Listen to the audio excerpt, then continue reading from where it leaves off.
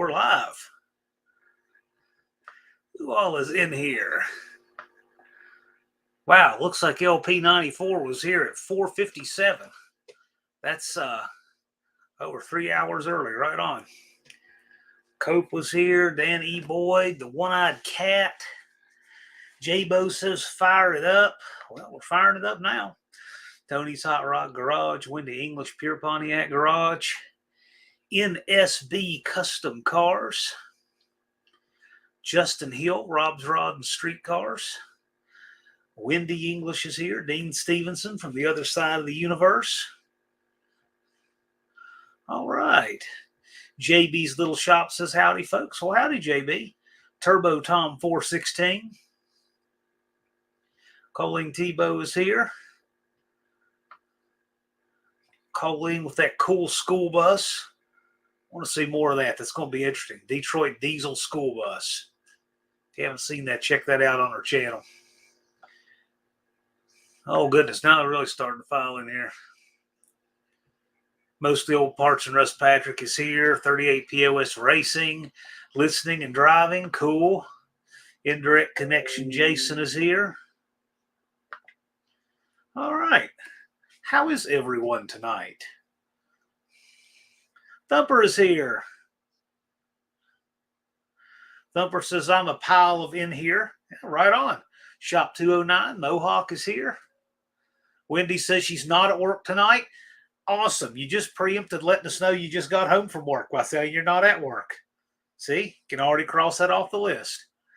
Lars is here.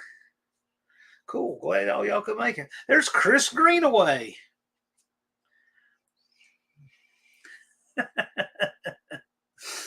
How is everyone? Well, it's been a wild day today.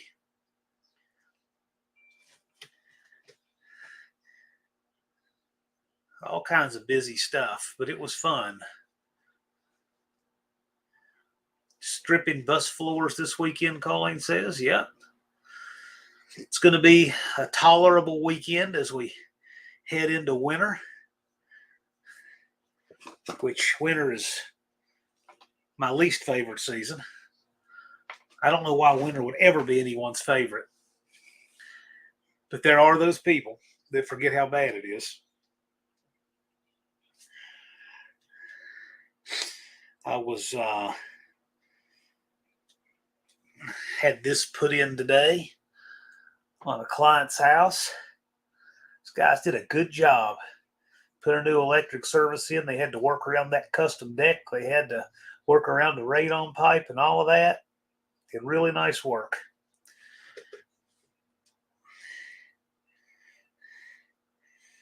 Had to correct a mess in the breaker box, but they did. Routed it all clean, put it in the sub panel.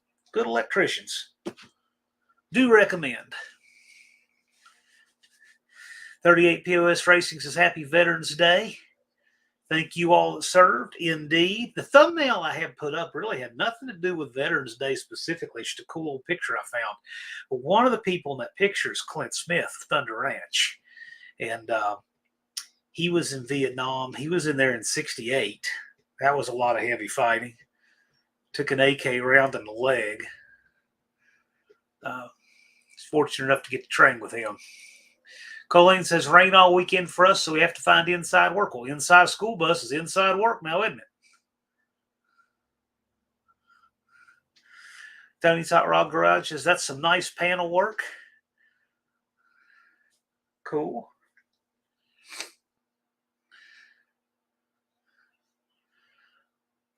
Justin Hill. Justin Hill does not have an avatar there on his, doesn't have that little thumbnail image by his channel, which is okay. He just wants the J. That's cool. Justin, would you like one of us to make you an image there? If you want, we can do it. Just thought I'd offer since you're quite regularly here.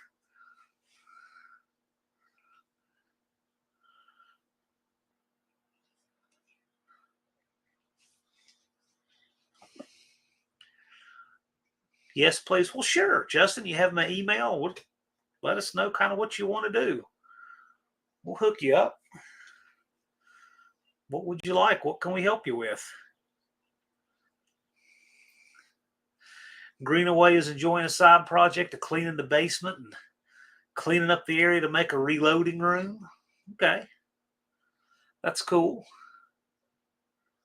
I never really got into reloading. I get it. It's fine for people who want to do it. The people who load my carry ammo, one of their machines that does loading there is actually a World War II era pencil manufacturing machine that crimps the erasers on. And they repurposed it and retooled it a little bit for loading 9mm for real. And Corbon has used that machine forever. I can't remember the video I saw that on. Pete Pie Jr. was talking about it, and it's a repurposed pencil eraser install crimp machine that they did for loading 9mm. And Corbon, of course, at that time, I can't vouch for it now, but at that time it was probably the finest boutique ammo you could buy. And now I get the descendant of that, Defiant Munitions. But some of these guys that do high-end loading do stuff just like us.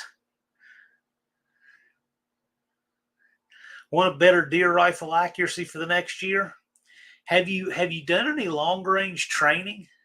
Because that would be, take something from Clint Smith or XT Bores or Jay Gibson.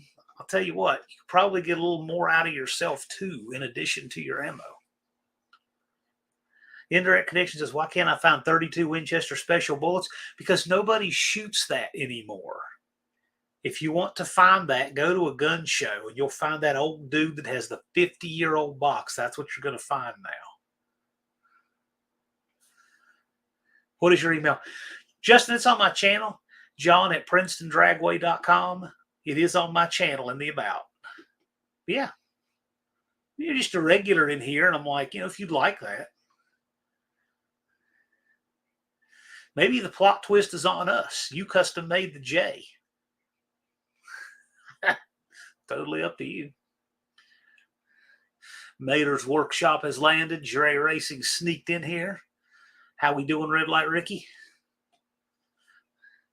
I like that Red Light Ricky award. I thought that was cool and fun. That was neat. Perhaps they'll want to do it again. I don't know. We'll see. We'll find out. Chris Greenway says it's a dead caliber for lever action. It's a dead caliber, period. But there's all kinds of dead calibers that are still totally cool. I mean, I think 3220 is a neat caliber. I'm not going to pretend like it's modern, commercially viable, because it isn't. But it's still cool. When I was in the wedding, my cousin's wedding, and he had some groomsmen, and we were all wearing our vests and boots, and I had a gold-plated Winchester 94 lever action. It was my uncle's. And I can't remember. I'm not for sure it wasn't a 44 Magnum version. But I always thought that was kind of neat for those rifles.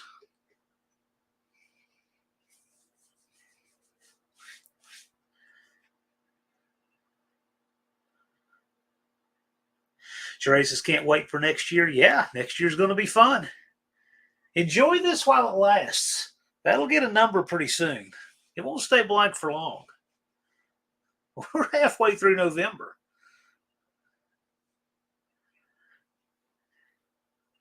Wendy needs one too. Wendy should do a spin-off of the one-eyed cat logo.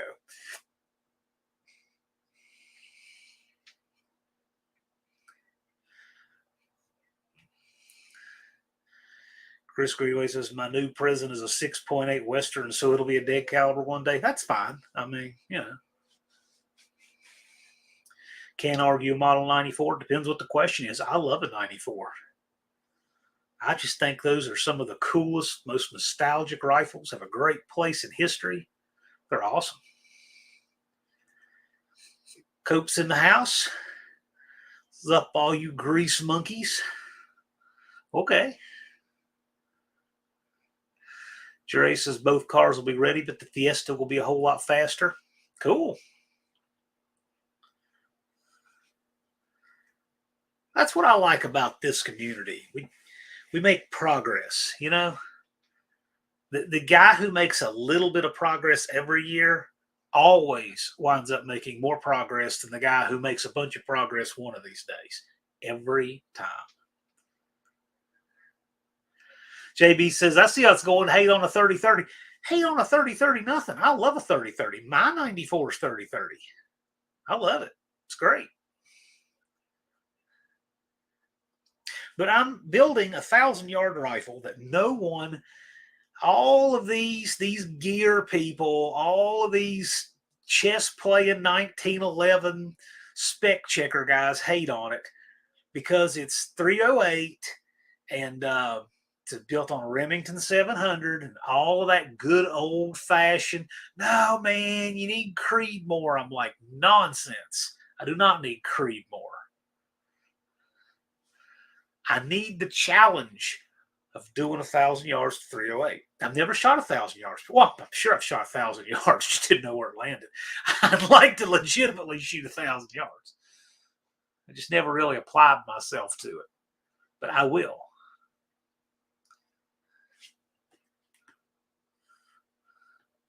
We need to do a live that's just all about shooting and guns and such. We need to do that sometime.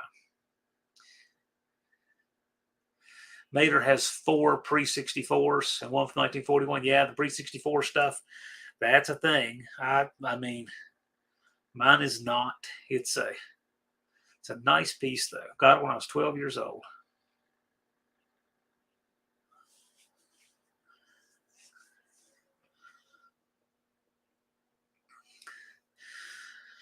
Dakota is here.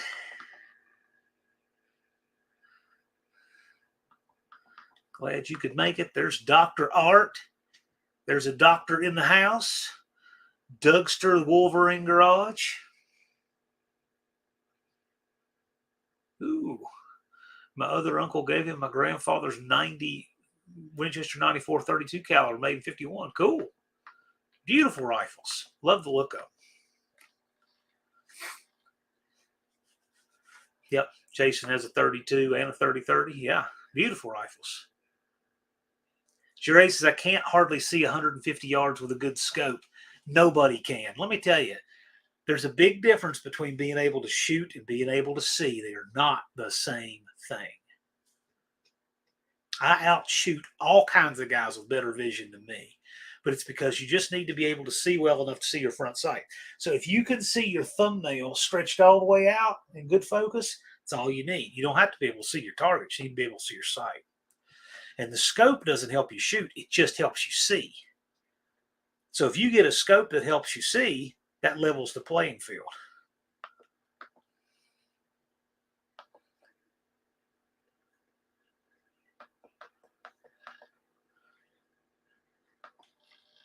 Rainy Day Auto, this channel about guns or cars. Channel's primarily about cars, but anytime that comes up, there's always a lot of it in the chat because most car people really like guns. Just the way it is. But Rainy Day Auto. So I enjoy the YouTube automotive community and all that, promoter no name nationals and all this stuff. And I've got my dart sport and my stuff going on. But I also teach firearms professionally, have for 14 years. So it comes up from time to time. And then that thumbnail I found, I was just digging through some old photos and found that. Didn't even know I had it on my phone, so I thought I'd use it for a thumbnail. Maybe that's why they made the pistol grip shifter. Wouldn't be surprised. I mean, you see what they named it after. Jerry says 3 main hobbies: cars, guns, and smoking meat. Let me tell you, the guy whose shop I used to teach out of, that described him very well. He had a gun store for a living. He loved to build Jeeps and craziness, on the side. And he had a meat smoker running out front all day.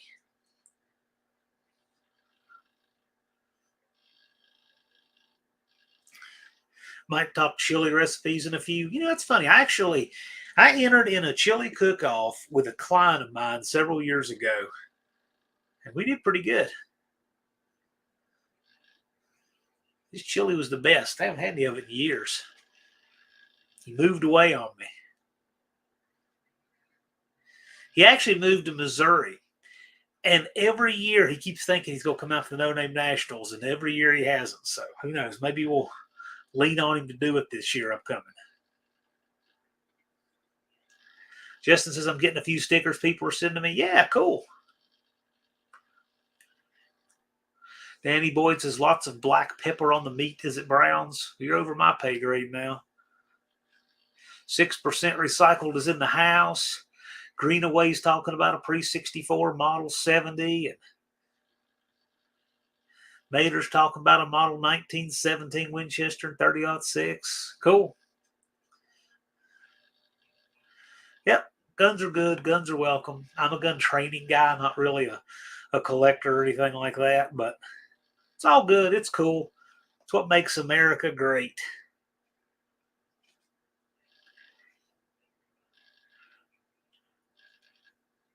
And by the way, it is still specifically legal by state law, carved out and protected in state law, that high school students may have rifles in rifle racks in trucks on school property.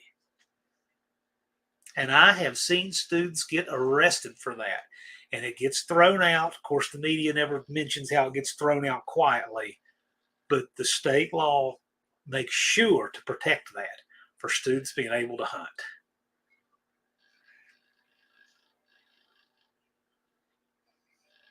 Dre, take a training class.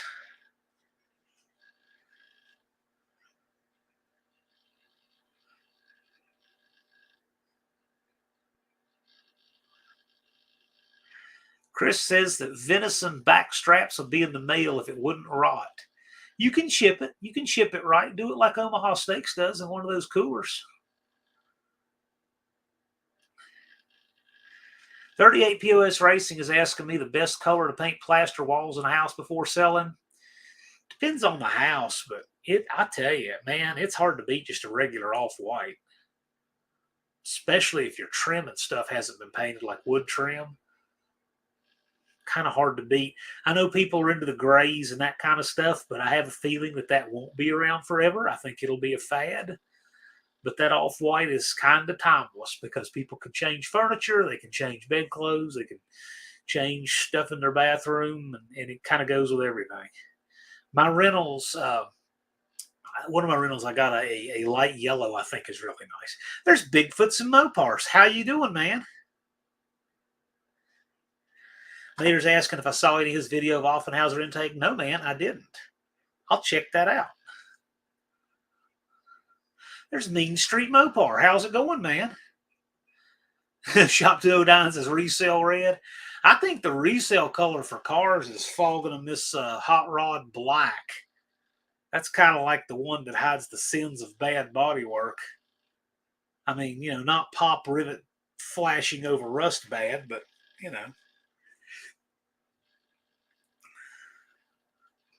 Dakota said he's coming to Michigan, Doug. See that?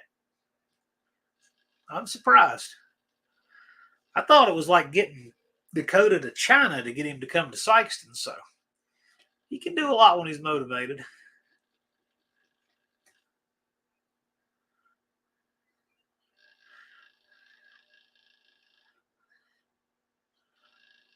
He's grabbing a Montego after the winter. Well, cool.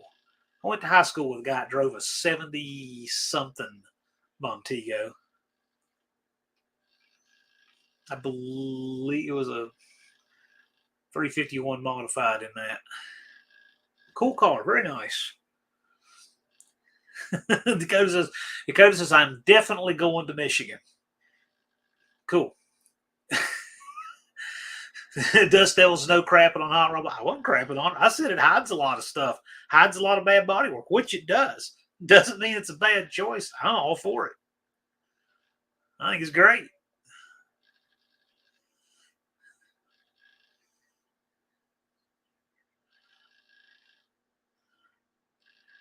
It's like saying I don't like angle grinders because they can make up for bad welders. No, I like them because they're useful.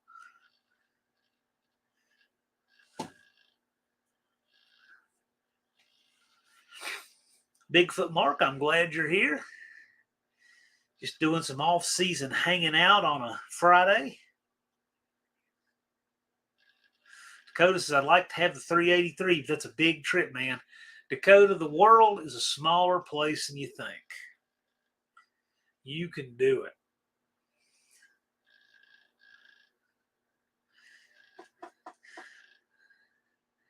Greenaway says 72 Montego GT with a 460, which I want a 351 Cobra jet.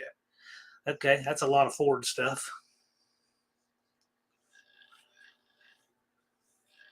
I always think it's funny that mostly old parts and rust Patrick is mostly old parts and rust when he has a nice paint job, and mostly old parts wrong Ward has all that good rattiness on and rust on Gladys. I always thought that was funny how y'all had complimentary names, but they seemed switched.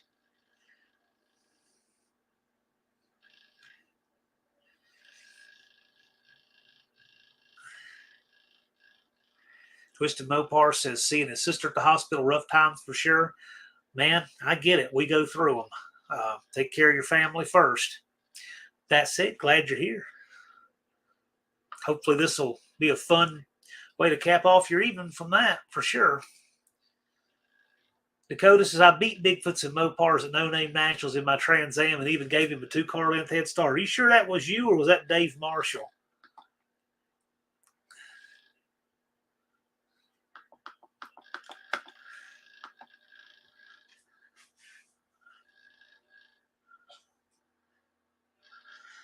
Patrick says my Duster's the nicest old car. The rest are rusty messes. Okay. T's Good Time Garage. How you doing? Building a free 83 for my kid's Duster. That's the best kind.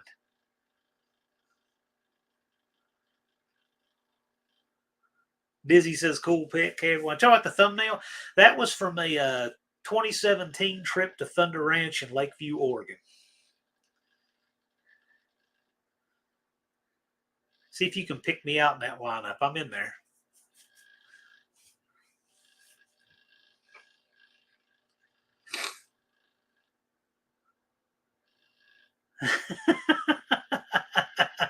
It goes to Dave Marshall didn't come Galaxy. The shifter handle broke off. That's right. You know, when you're power shifting at 190 miles an hour like Dave Marshall does with the front wheels off, you know, you can break a shift handle. I get that. 383 block, does that count? Yes. Why not? All right.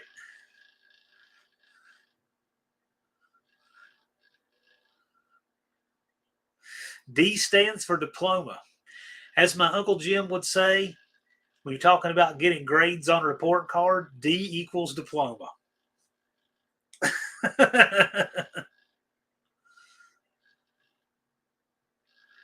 You know, one thing I was always taught, oh, you know, your employers care what your grade average was and all this. I've just never heard of such a thing. No employer cares about that. I don't get that at all. Dr. Go. Hey, John, and all watching. I'm always late, but what else is new? Glad you're here. It's not late. Look, it's a party. It's a party from 8 to 10 Eastern time. You know, come hang out, you know, swing by, drop out, come back, whatever. It's all good. Yeah, Bigfoots and Mopar says you were so fast I don't even remember racing you.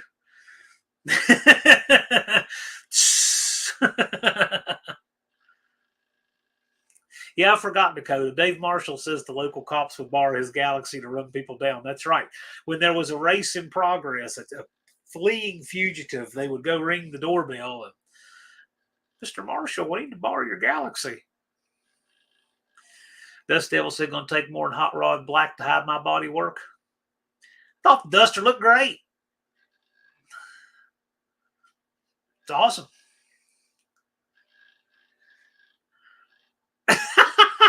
Dakota says, don't worry, Mark. You hang around me long enough, I'll tell you how to build an engine. Oh, man, I would love to see a Bigfoots and Mopars Dakota's timeout friendly rivalry. That sounds like a lot of fun.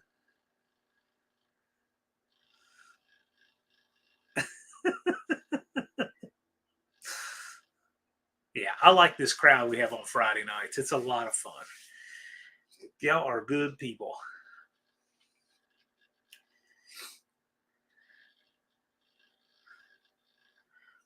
Grade F stands for fantastic. Okay.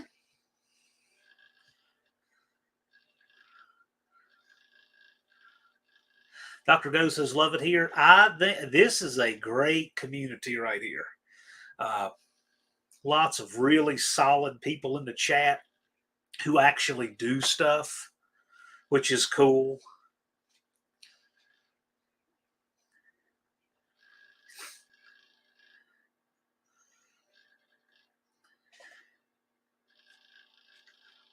Yeah, you can learn a lot from these people, this community, and you never know who's going to drop in here on my live either. I mean, we have a great community that is just full of very nice and very talented people. So, I mean, I say talented people. Look just what's in the chat right here. Just right there together, we have T's Good Time Garage and Twisted Mopar Garage, a couple of accomplished bracket racers. Dakota's got to be one of the most accomplished teenagers I've seen. I mean, geez, look at all he's doing. Uh, that cool car that Mohawk's built. We just have a lot of really cool, talented people in here. Rainy Day Auto says, I'm here for the first time and found this channel looking for videos about Valiants. Well, videos about Valiants galore. You look through the chat. There's all kinds of them. There's a what do they call that Mohawk? A notchback duster. He is a scamp, right? But this community is cool. Rainy Day Auto.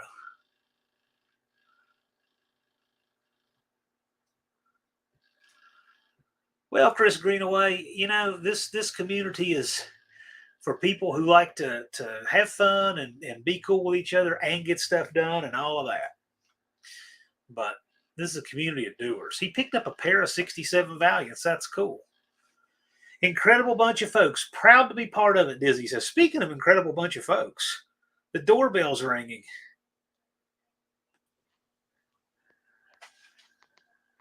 And it's John Cope. Mr. Wilburn, what are you doing, mister? Do you have your phone on speaker? Yes. Okay, that's why I'm here. It's picking me up through the speaker. Let me get my headphones. There you go.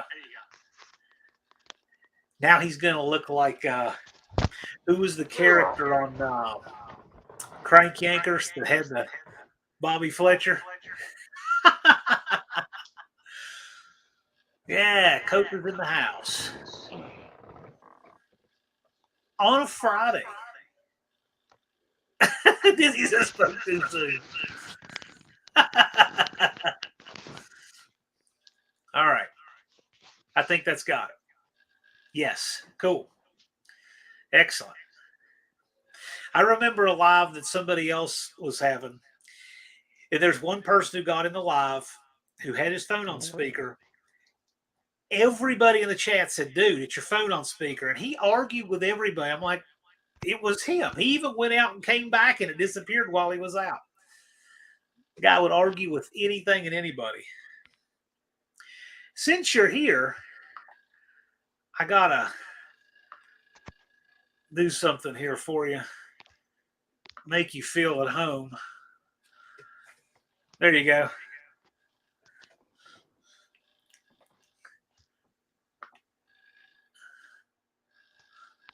Either Cope is asleep or locked up. I can't get these headphones to work. Well, I don't know. They killed the reverb. All right, he'll be back. You never know who stops by Dr. Cope. So Dr. Cope sticks in here tonight to give us a prognosis on transmission stuff sometimes. You just never know. You never know. Professor P comes in sometimes. Dallas Brown comes in sometimes. All of these people with PhDs in car crafting, they float in here sometimes.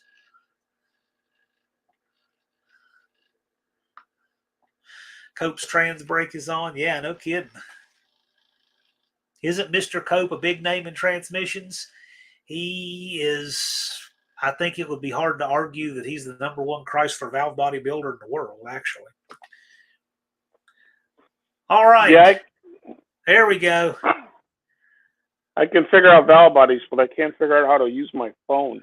Right. You can custom make a valve body out of a chunk of aluminum, but you have a hard time figuring out how to operate the phone. That's right. I love the background, John. You like that? Yeah. Yeah. So where that comes from is I'll give a synopsis. You add anything to this you want, but when Cope was blazing the trail for making the first actual manual valve body for the Ford E4OD 4R100, there were people on forums saying, "Oh no, that already exists," and all this. No, it does not exist. And every time you'd ask them, "Well, where did you get it?" "Oh, I'd have to look at my parts list." Like, you don't remember what brand of valve body you have, right? Like, what is that? So anyway, he finds a clip of this guy making up this imaginary girlfriend. And when people say, "Well, she doesn't exist," he said, "Oh yeah, she lives in Niagara Falls." So Niagara Falls has become like the land of make-believe fiction for us. So when this guy said that he had a trans brake for an E4OD, thank you. We said, no, that's the Niagara Falls Transmission Company. It doesn't exist. So anyway, actually, that clip, John, was from the Breakfast Club. Yes. So when somebody's making something up like that, you just say, "Oh yeah, where did you get that? Niagara Falls?" Yeah. Right. And I actually busted that guy's chops in a forum, and I sent him the link to that Breakfast Club. Yeah. And he goes, "Oh, we got a comedian in the house." It was a good one. If the shoe fits. So anyway, when somebody has something nonsensical like that, that's usually our reply. It came from the Niagara Falls transmission shop. Like the 73 Hemi cars were all made in Niagara Falls. Perfect example. Perfect example. When people says they have a 73 Hemi car, it came out of the Niagara Falls plant. Right. Correct. So what are you up to tonight, John Boy? You see it. Yeah. So I had to meet some electricians, got a new service put on a listing we got closing on Tuesday. Got that done, waiting for power company to hook power back up, do the final walkthrough, get a contingency release signed and close that thing, and I can finally get out of here. So that was the biggest thing to do today. I actually did a little bit of work on a friend of mine's car today too. Mm-hmm. So might even do a little content on that tomorrow. You never know. Really? It's been a long time since we've seen any video from you, John. The videos you get from me are these goofy things right here. I got you. Yeah, exactly. Dakota's friend Dave Marshall there, who has the world's fastest Galaxy that can do wheelies in parking lots over Coke cans and such. Yeah, he's from Niagara Falls. Yeah, Dougster's Slant 6 Charger Daytona was built at the Niagara Falls plant. Who knew? Exactly, Doug. You see, you get it. That's exactly right. Yeah. Every single 6-pack Hemi car was done at Niagara Falls. Yes. Exactly. Say no to drugs because drugs lead to LS swaps. Well, I'll tell you what. I did one stone cold sober one time, so.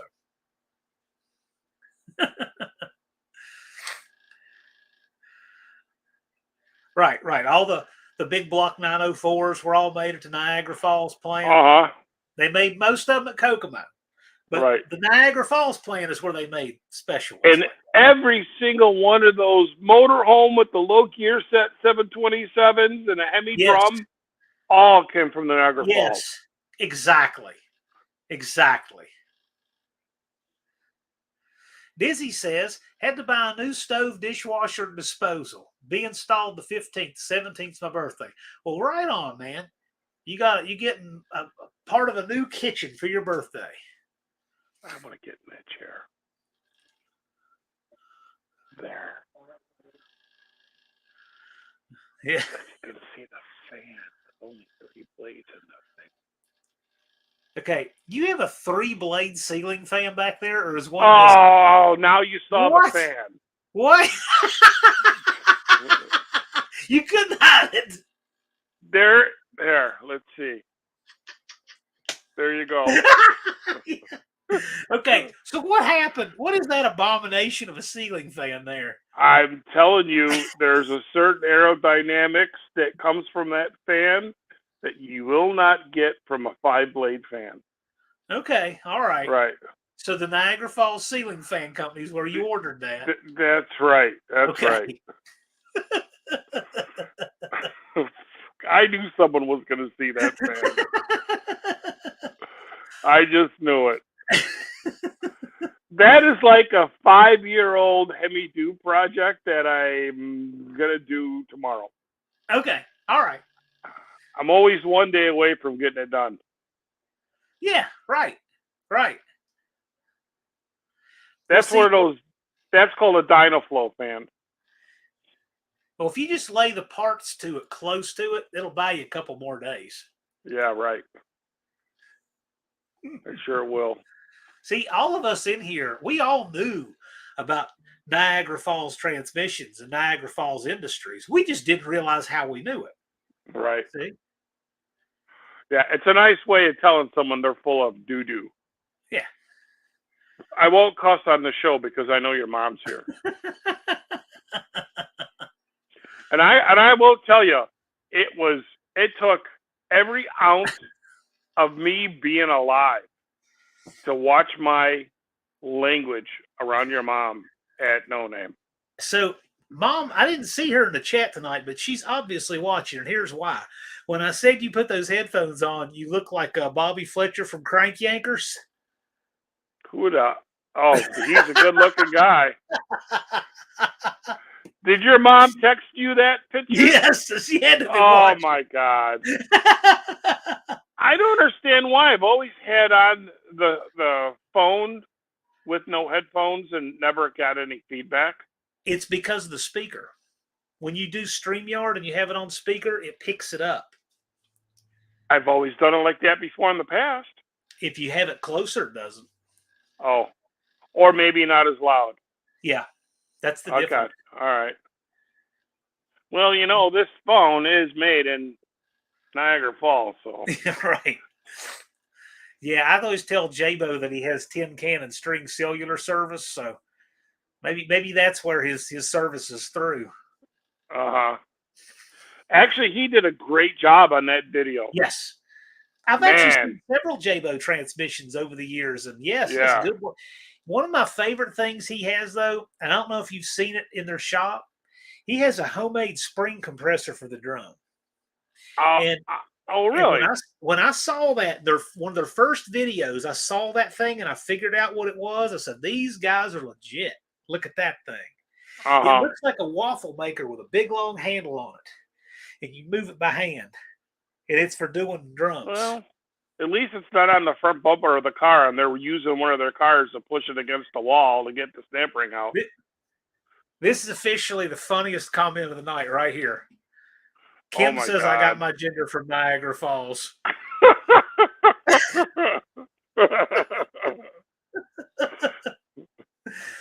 Oh, Kim, you're a hoot. So, Brian, how many girls have you been with? A few. Well, where are they? Oh, well, you wouldn't know them. They're all in the Niagara Falls area. Right. Rainy Day Auto says, Bad Tree Productions is such an awesome channel. Oh, those guys are great. They are our friends. They are awesome. Yep. They're awesome. Yeah, especially. Go ahead. All their personalities are so different. Yeah. They're all solid characters and fun people. All three of them, Blake, J-Bo, and what's that other guy's name? I'm not even going to tell you this time. Geez, what's his name? Some Jeremy, hippie Skippy or something. I don't know. Yeah. No, I will not forget Jeremy's name again. No. You can't. Jeremy's a lot of fun. He's the kind of guy that whatever kind of day you're having, when you talk with Jeremy, it always makes it more fun. It just he lifts Yeah, the mood. it is so inspirational to see him always happy. Yes. That guy's always laughing.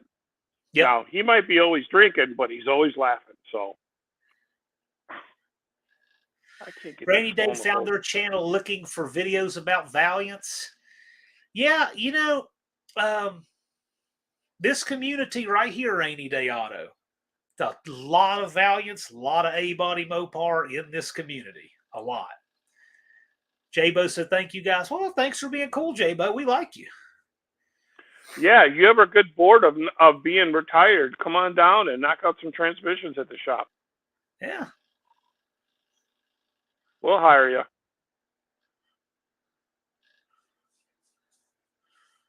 Free race gas for all employees.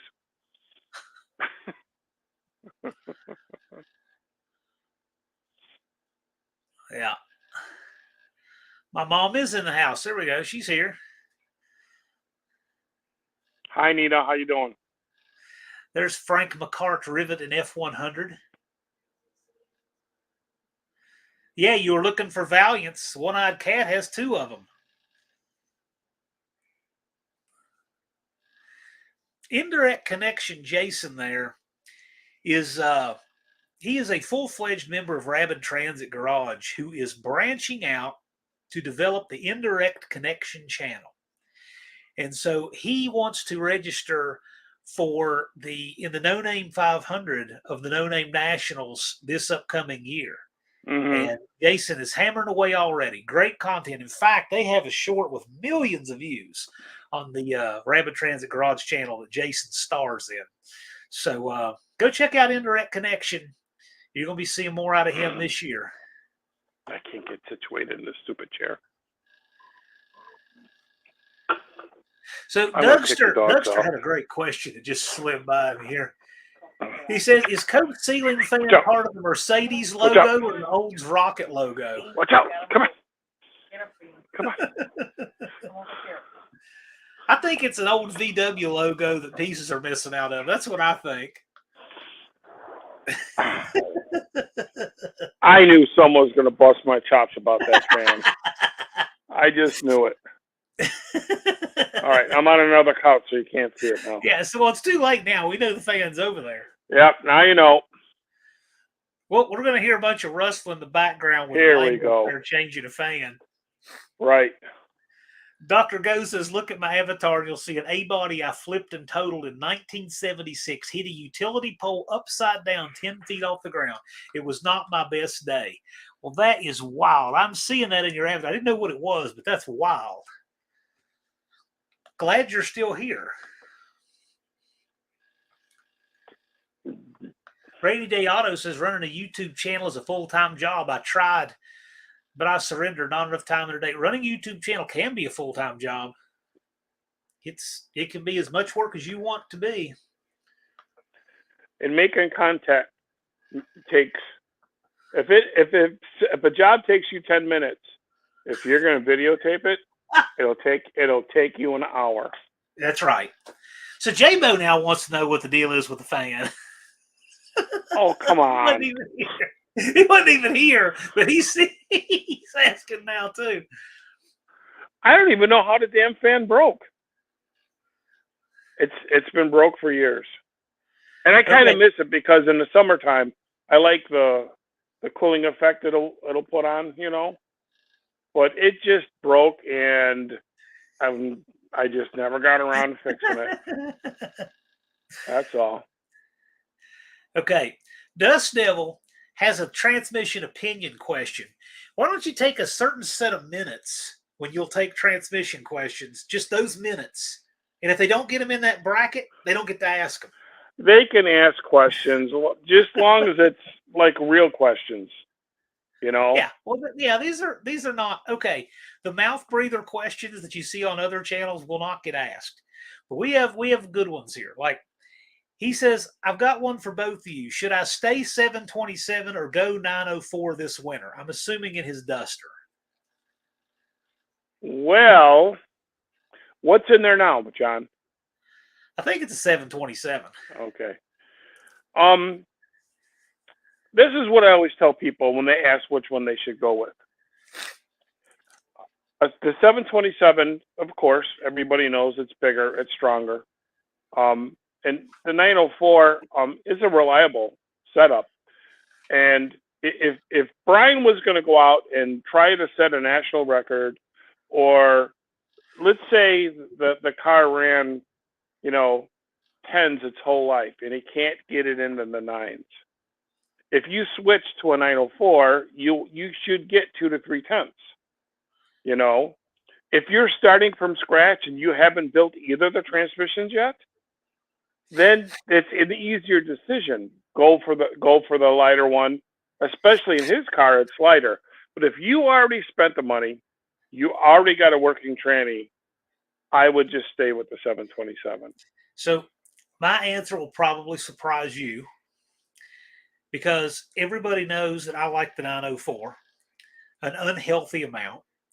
But I think for what Brian is doing, since his rear tires weigh about 834 pounds apiece, and he wants something that's just not going to break, just run that 727 all day in that thing. Yeah, I agree. Because then you have access to a huge selection of parts and converters, and you're not going to break it, and it's super reliable. That's what I would go with in that car. That car's purpose is to be a really cool and different street freak, and just a stone cold reliable part like that is just hard to beat in that application. Yeah, I would agree.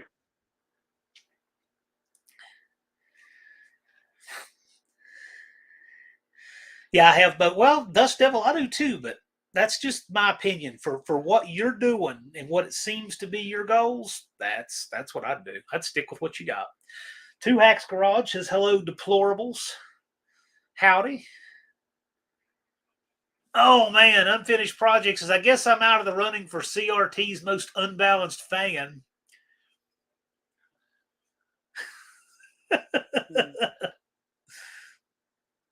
I'm telling you what, you're never going to live that fan down now, I'm afraid. It got noticed. I thought about that where I was sitting, too. Yep. Two hacks in the house. What's up, Jeff? Let me guess. He got Portillo's again tonight. He had it like 3 times this week. I don't think so, because I would have gotten a picture. Yeah. And that. Speaking of which, he will not be able to go to Bozo's, Panos, Aurelio's, and Portillo's in our neck of the woods next week. So my mom made a suggestion, says you should do a giveaway, and maybe Unfinished Project could win the fan. He'd have to put a picture of himself up there first. Hey, we got a bunch of people in here. You want to do a giveaway? I'll give away a No Name National shirt. All right. Do I get to come up with a question? I already have a question. You're the one that gave me the answer. All right. Well, go ahead then. Well, tell you what. We'll do 2 of them. We'll do 2 of them. Okay. One will be my question that you gave me the answer for, and the other will be your question. All right, you go first. It's your show. The chat, it's your choice, gray or black. Tell me what size, I'll ship it out to you. You guys know the drill. All right. The first person. Before you start, John, I pressed this little check button down at the bottom here, and it still didn't bring up the chat. Is that how you do it? Oh, go over to comments. You see private and comments? On what side of the screen? It should be on the right side of the screen. It just says you are entered into a show. Everybody can see and hear you. Do not drop F-bombs. Phone. All right, don't worry about it. Well, you got to if you're going to do your question. Oh, I'm going to try hitting this chat button one more time. Yeah, hit chat button. See what you got. Okay. Because you already know you're framed up in there. Okay. Now I can see it, but I can't see you. Okay. Okay, that's okay. You're good. We see you. You're good. All right. All right. So I know somebody in the chat who's going to know this, and I'm going to exempt that person from the chat. And he's going to know who it is, and he's going to know why. The first person who can tell me what the proper name of this is, wins a No Name National shirt.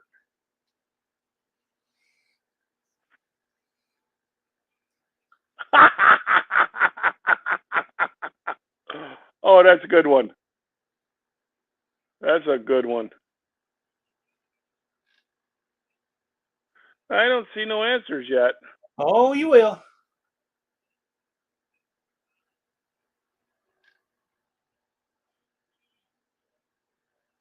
First person who can tell me the proper name. Oh, look at that. We had some good answers. We had Death Wagon.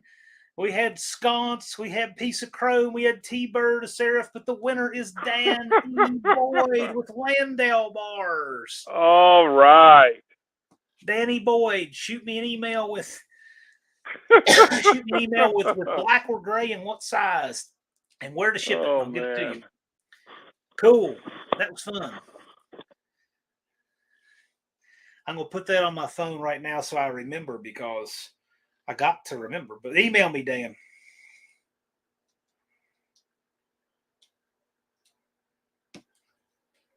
Cool. That's one. You want to do another one? Your question, Cope. Should I make it car related somehow? I don't care what you do. It's your question. Make anything you want. We'd have to make it somewhat car related. It could be Cars, Blues Brothers, Niagara Falls, or Plant Life. I don't care what it is. so this is going to be, and Cope's got to watch the chat to call the winner. Winner's choice of gray or black. Your size, No Name National shirt. I'll ship it to you. Well, if I hit the chat button back again, then I can't see you. That's okay. So I got to call the winner? Yeah, you call the winner. I don't think I can see the chat in real time. You can see it. It jumps, but it adds them in blocks. So whoever gets it first, you'll see it. All right, let me try switching the phone this way. You can do it. Hitting the chat. Comments. See, now when I see the comments, and I can see them now, that's all I see. That's okay. Okay. They're still so coming I gotta answer, get the question out here. Hey, what day is Cope going to change that fan? Oh my God. That's great. I don't even see that. I see Jabil's hot dog servo snap ring. How many hot dogs to remove that servo snap ring? I know why he said that in his videos, because I made a really short, and I showed him how to put a snap ring in like 5 seconds with just your fingers. And I addressed that to Jabo. I don't know if you like that or not. All right. 84. No, it's $85 per hot dog, Dr. Go. Get it right. All right. Can I pose a test question first? Yeah. This is a test question. This is not to win a shirt. Okay. Just so I can watch this chat. Okay. What is the name of my truck? This is just a test. This is only a test. Billet fan housing in place. Wrong answers are welcome too. Oh, geez. Jabo says Hanky. Oh, look at that. Okay. Mr. Hanky. Bob Marley. we got Mr. Hano, Mr. Haney. We got Mr. Henny. We got the Time Machine, Old Red, Bob Marley. We've got the Hot Dog Hauler. Oh, my goodness. The Christmas poo. Come on, Jabo. Jeez, oh, Pete. You guys are nuts. Night Industries 2000. Ultimate Trading Machine. All right. That being said, I'm going to make the question hard. These people never disappoint. All Oh right. my God. All right, this will be both a car and a transmission and a Mopar question. So it'll have those three categories and one question. It's probably going to go to some old guy because the young boys may not know this. Now this pertains to Chrysler. What year was the first year for the Chrysler push button transmission? Do do do do do do do do. Tick tock, tick tock, tick tock, Ooh. tick tock. See, I haven't seen no answers yet. I see 727 boom. I see the indirect connection is the first one to say the correct one, which was 1956. He got it. Yep, he got it. Man, they're all over the place. Look at that. Yeah. Yeah, Indirect it was connection, Jason. in 55 they had a lever that moved up and down. In 56 they came out with the push buttons. So yeah, unfinished project new.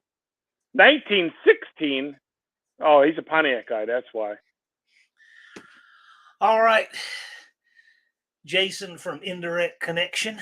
Let me know what size and where to ship it. And gray or black. Coming to you. Well, that was fun. Now we're going to see for 10 minutes people who aren't on live and they're not on real time. They're going to be answered at 10 minutes from now like they're the first to get it. Jabo says 27 BC. Thumper says 1492. Oh, here's a great one. Let's see what people do in this one. This is also a test question. This is only a test. How old is Jabo? What year was Jabo born? And since we're talking about 56s and stuff. 1931.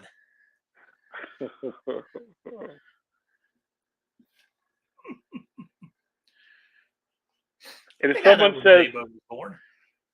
someone says when high button shoes were being made.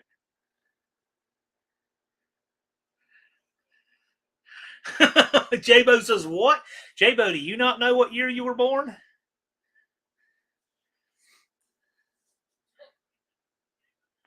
Oh, Dakota says 1863. Tony's Hot Rod Garage is 1956 BC. Danny Boyd says 1492. Columbus opted for B5 blue. That is an awesome comment. That means Columbus had taste. That's why they named a holiday after him. He liked B5 blue. Dizzy says Q960.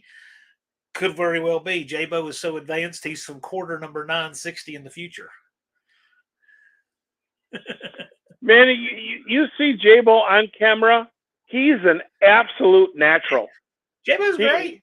He doesn't stutter, and he can just talk. He's very good. Jabo's when he's speaking, instead of having a period like on a written page, he has so and whatever. Yeah. So whatever. Shut up, Jeremy. Those are all of his sentence breaks. Hey, maybe that's not a bad option, 2X. Jabo can find his way in and out of the garage without help. I think that would be a good choice. Twisted Mopar is saying 1954, first year a push button became available in a Chrysler 2-speed. Just saying. What would that have been?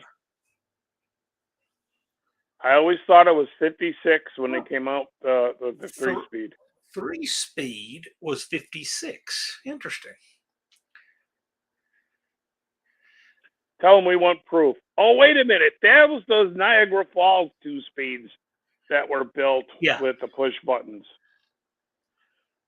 They were power torque flight glides.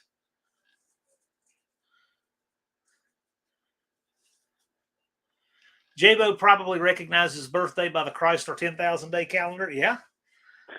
Hey, you know what? I think that most cool people most all cool people are on that 10,000 day calendar. If you think about it, I'm Did they on the use 10,000 day calendar. You are. Just Mopar Joe barely is. Did they use that calendar just for the transmissions? I don't know. I mean, did they do it for rear ends and motors and stuff like that? I wonder. Twisted Mopar, I can tell you something that Google says you would never believe. There's some real crap on Google that isn't true. J-Bo invented it. Ask him.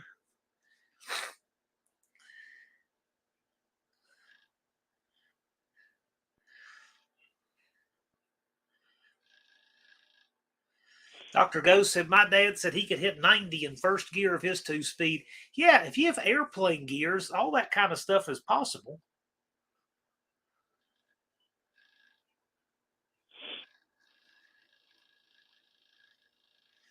J-Bo slipped through the cracks. I don't know. I got to tell you, though, that was a good build, and there are actually a few good transmission builds on Bad Tree Productions channel. So Yeah. check them out. No, he did a great job. Torque Racing Rollins in the house. Dizzy says there are rumors that J-Bo invented the wheel. You know what? He may have. I wouldn't be shocked. Someone told me he invented ceiling fans. If J-Bo had invented ceiling fans, yours would still be together. Dr. Go says my 3-speed with 224. I'm assuming is that the rear ratio or the first gear? Hits 54 in first. Okay.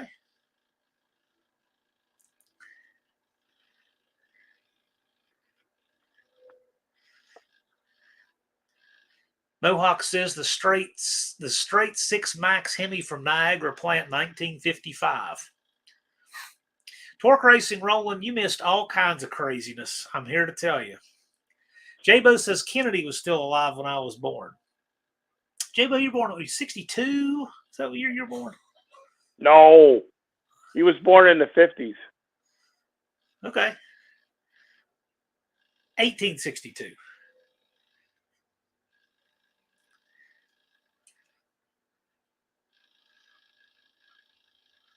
I think J-Bo was born in 1962. I believe that's right. Really? I didn't think we were that close in age.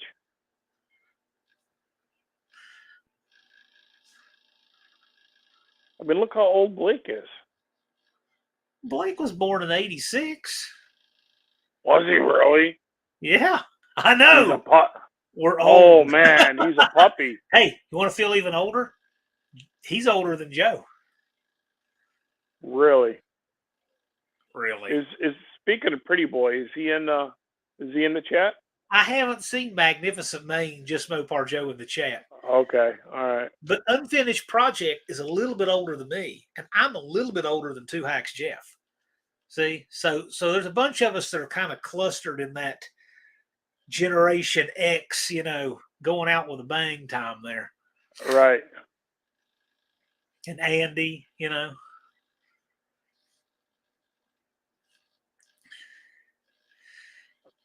my demographic is most definitely between 45 and 65 years old.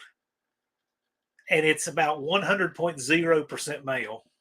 Mm-hmm. At least on YouTube stats. I know that's not entirely true, but it's close enough they don't even recognize the less than 1% female audience. Who's Your Garage is here? How you doing, man? Mohawk says JFK was alive when I was born. Right on.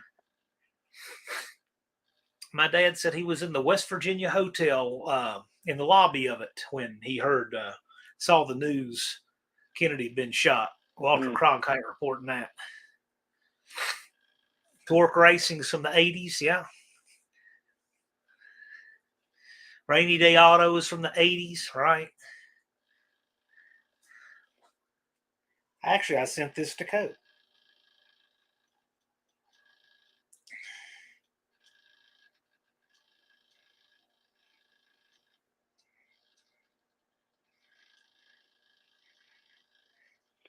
What you looking for? I don't remember much of the 70s, but I was around for a little bit of it. The irony of that picture is that I own the house now that's on the back of, so we could recreate that picture, but I don't think Mom would be willing to hold me to take it. I don't think her back's strong enough. I don't think she can hold me again.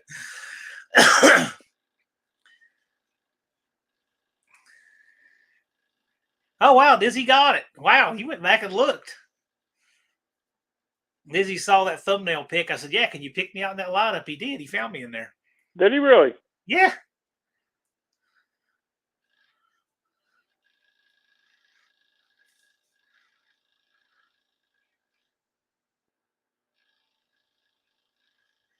I seriously think the front row of that picture was what was holding me up, because I really banged up my left knee pretty bad in that class on the last day, and I think that front row was literally keeping me from falling over.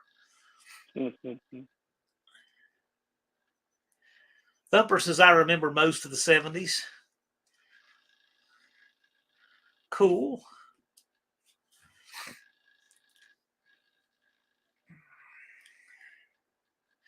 Danny Boyd says, my mom was at work in the office. They were all huddled around the TV. After they announced JFK's death, the boss came in and said, okay, he's dead now. You can all go back to work. Okay. J-Bo has a question here. And since it's J-Bo, that one we can put up. What do you guys think of running the low gear set in the 904 for the D50? Current axle is a 355. The truck is pretty light. Would it be worthwhile? What's he planning on doing with the truck? Is it going to be like a bracket thing or a street truck? If it's going to be a street truck, drag and drive it. Okay. Well, if he's going to race it, then it would definitely the low gear set would definitely help that little truck. It might do like little 2-inch wheelies. I think with the 355 for sure. And if you think about it, in 1981, they quit making the standard gear set for the 904.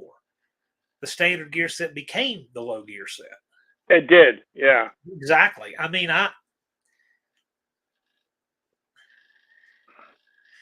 Bigfoot Mark says, my first Bigfoot hunt was in 1977. Ooh.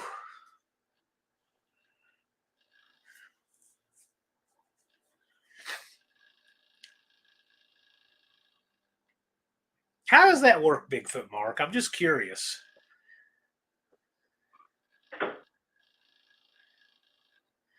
Rainy Day Auto says, you guys are motivating me to repost my videos to my channel and try being a YouTuber again. This is all just about having fun and community. Put stuff on your channel so we can see who you are, what you're working on, and all of that. Get to 500 subscribers and come participate and race in the No Name Nationals. I mean, this community is just all kind of fun. This is just a popular meeting place on Fridays. He says, my first video was about A-body K-frames. Cool. A lot of A-body folks here. This is probably, I would say this channel probably has the biggest concentration of A-body Mopar people per capita for sure on YouTube.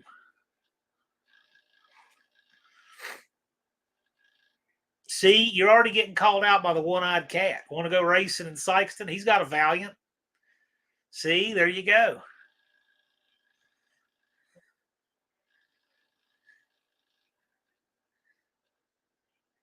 Rainy Day Out. I'm a girl with an accent, so my videos are not like you guys. Well, that's okay. I mean, what? There's all kinds of accents. Cope and I certainly don't sound alike.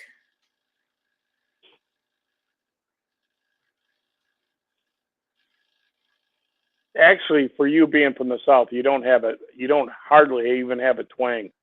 See, that's because you think that Southern people all talk like Foghorn Leghorn or something, right? No, I don't. You should hear the accent on some people just south of Indianapolis. Oh, I know. I mean, it's hard. Well, I enunciate. It's clear communication is important to me. You got a Wilburn accent. Okay. You just sound like you. You don't have that. You don't use. You don't got no draw, no southern draw. You don't say y'all. I You say know. y'all. Do Depending you? on the situation. Yeah, of course. Oh, okay. It's a word. Yeah. The Kim Fixes Things says, any suggestions on breaking out of a subscriber growth stall? Buff Del Campo is stuck at 308. I'll tell you what, make a video called I am quitting YouTube because of you people. Just put that in the thumbnail. I don't know. The goofiest things that, yes, Buff, I see you in the chat. No, but in all seriousness, just stick with it. Those plateaus happen. And you'll break off of them. Something will happen, and you'll just break free of it, and it'll work. Don't stress it. Besides, if you're trying to get 500 subs for No Name Nationals for next year, you are way ahead of the curve at 308 right now.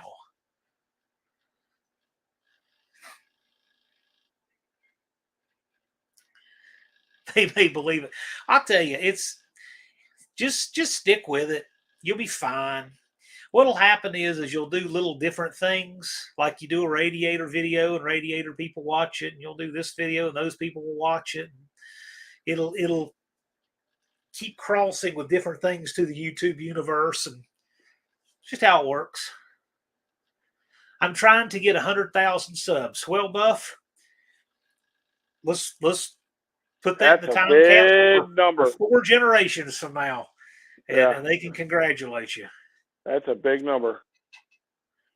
Now, I'm not saying I have an integrity, but I mean, sometimes it's fun just to push people's buttons. Like I had a video one time that did real well that said I bought a Hemi, and the picture on the thumbnail was a 426 Hemi in a 69 Super B. And I did buy a Hemi, and I did do a video on that car. I just didn't buy that Hemi. But the video was fun, and I was making fun of my own clickbait in it. I mean, it wasn't bait and switch. It was just done for fun. But now if your channel is built on that kind of stuff, then you become known as a channel that's just all just flash and no powder. And those channels suck. If you do it occasionally because it's fun, that's one thing. Like that's something our friend Two Hacks Jeff would do. You know, I could see that. But that's something Cope would do for sure. I've done that. But if you build your channel on that kind of thing, people are, hey, quit looking. I'm all over the place on the channel. Dizzy says I was stuck at 385 for months. Exactly.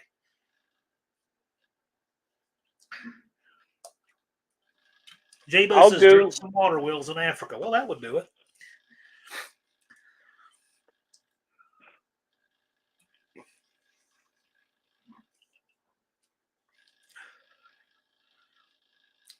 No, integrity is what counts when no one is watching. If you do that video, you do a thumbnail like that for fun, that's one thing, but you don't build a channel. You don't want to build a channel of deception. As long as everybody's in on the gag.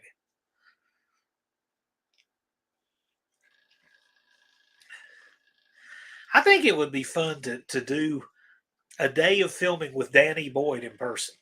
Anybody who would say, I can eat 2 feet of Subway. Anybody who would say that? Kim says, all of y'all are already subscribed. I'm just here for the Niagara Falls jokes.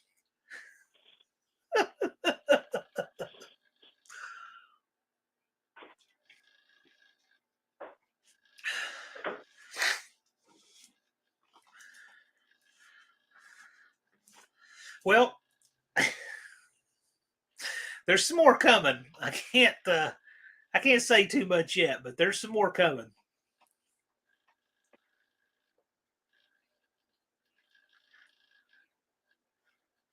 Dakota says, Doug, I'm subbed to you 13 times. There you go.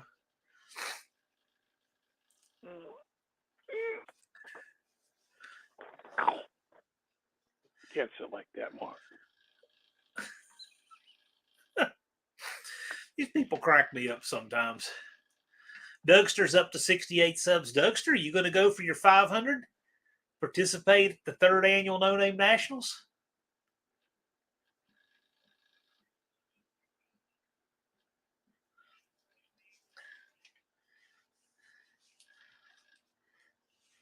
Dave Marshall is subbed to Doug, right? So Buff Del Campo wants to look around Cope's room to see the 2 fan blades that are stuck in the wall. They're not.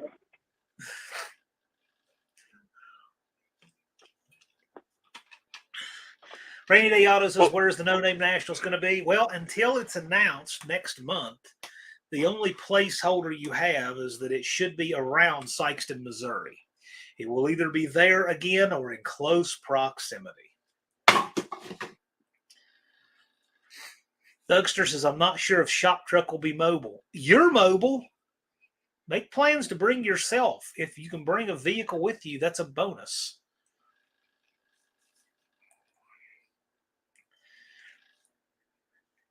One-Eyed Cat asks if Dave Marshall's from Niagara Falls. Yes, he is.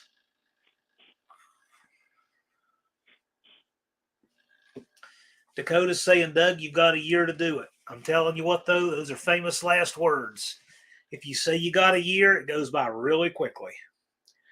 And you don't have a year. You got about 10 months.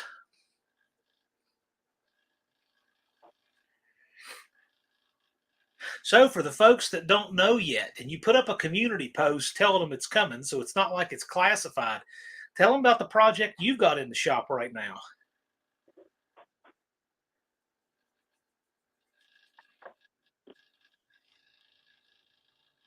Careful, quiet tonight.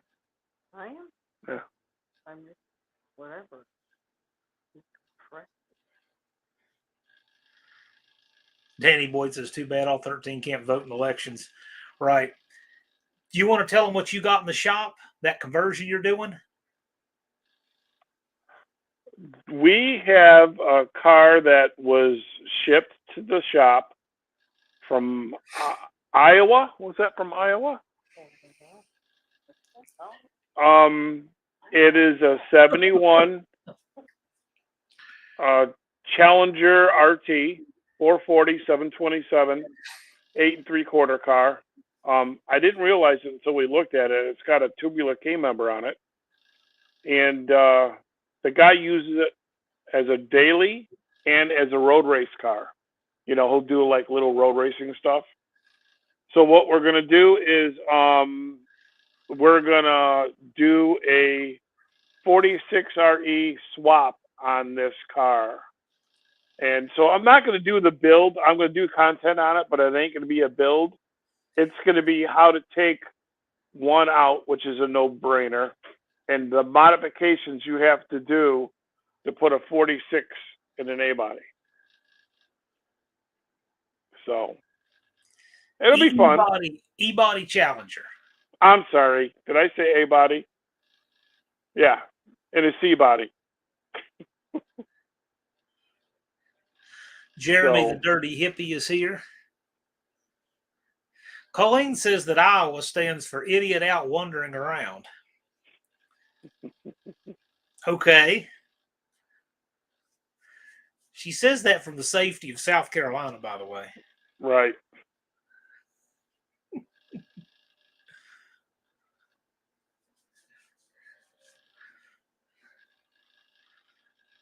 I also got another car coming in from Michigan. That's right. Friday. That's right. It'll be there Friday. It is a Ford bracket truck that runs mid 12s and a quarter that has an E4OD transmission in it.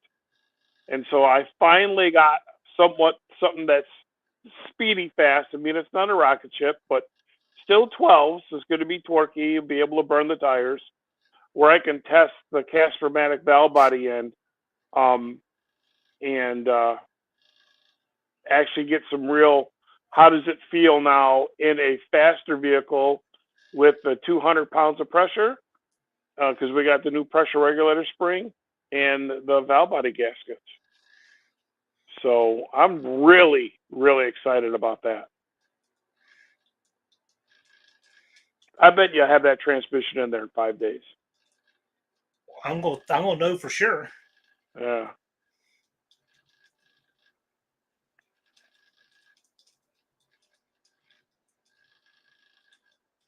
What what kind of a what do you got in your office? It sounds like you got a fish tank. I hear like a No, noise. you're hearing this probably a fan in this laptop. It makes a lot of Oh, noise. because now that I got my headphones on. Yeah, it's probably this laptop making all that noise. Really? Yep. Huh. Here's an interesting question. So are 71 and up 727s that much better than earlier 727s? Or do the differences even matter? That's a good question. Yes. And the biggest change to the 71 was the stator support for the pump and the front drum. They went to a bushing that was twice as wide, and it gave that front drum more stability. What are you laughing about, John? I'm laughing at Dakota's question. Oh my God! Does the You never laptop believe have it. 3 blades in it?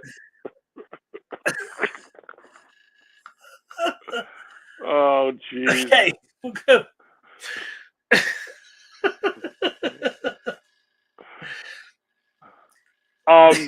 So like when I build transmissions, I always go for 71s if it's in a race car. Not only that, all the billet steel drums out there only fit the 71 and up stator. So, But the front servo, you like the design of 62 to 70? yes. Yes, I do. Cool. Because the dual spring servo gives you a nicer third gear shift because it shuts the servo off in better timing with a lot less overlap. Why is my phone do?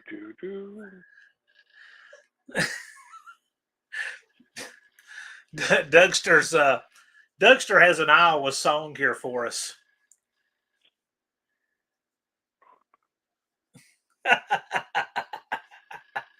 There's the state song of Iowa. I've never been to Iowa. I always thought Indiana was the corn state of America. I don't know. Danny Boyd said the police need to borrow that laptop to look for fugitives. Well, they couldn't sneak up on them. That Yeah, you literally don't is have. what I'm hearing. It's the fan in this. Does the sound go away? Did it change?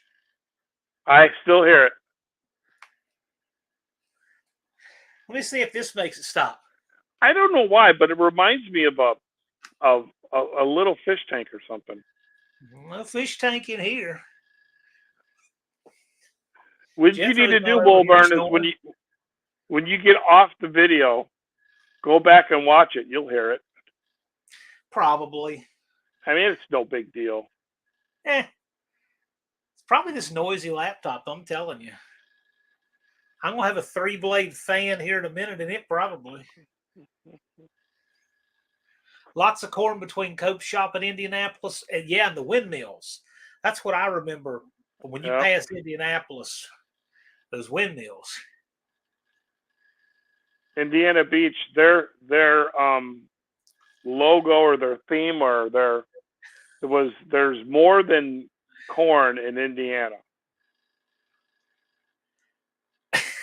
Was their saying. This is the best chat. J-Bo says, try the drop method. Rainy Day Auto says, I have a 76 727 to go behind a cast crank 440 for a Valiant. Right on. Good shape.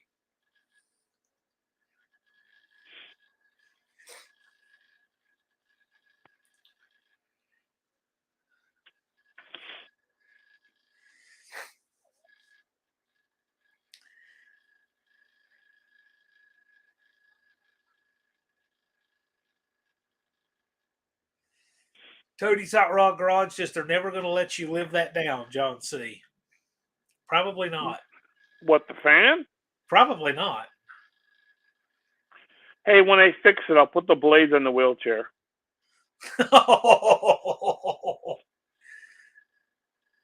So we're gonna see a little Cope and Tony's Hot Rod Garage match race at Sykeston.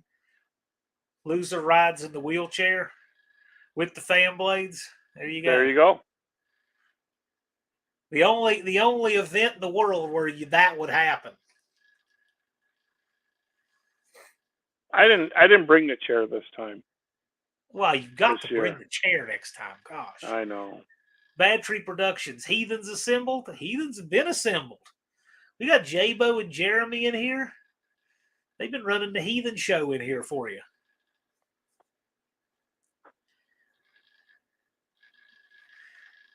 Jeremy's asking Mr. Cope, I want overdrive. What should I look for? For that small block of his, Do you want to stay with a 904 or do you want to go to a 727 style? yeah, An A500. man, it'd be so easy to do a 46 swap in that. What has he got in there now? He's got a 904 or 720? He's got a 904. Well, then I would recommend that he would get an A500 non-lockup, because then he can use the same converter and still have overdrive. But then he'd have to buy one of my reverse manual overdrive killer valve bodies for his car. Well, that's what he has in there now, but it's for I know. a 3-speed. Yeah. I mean, that valve body will work on a 4-speed. Tony's Hot Rod Garage has some big suspension changes. Dakota just wants to see the fan operate with 3 blades. That's all Dakota wants to see. And if you do it, he's going to want you to turn it up. See? I already know that's what you're going to do. See, Mohawk. Mohawk.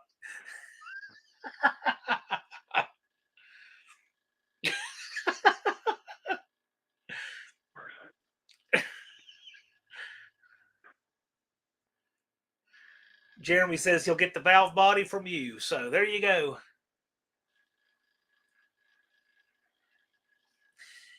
Indirect Connection says, what was the 500 non-lockup usually in?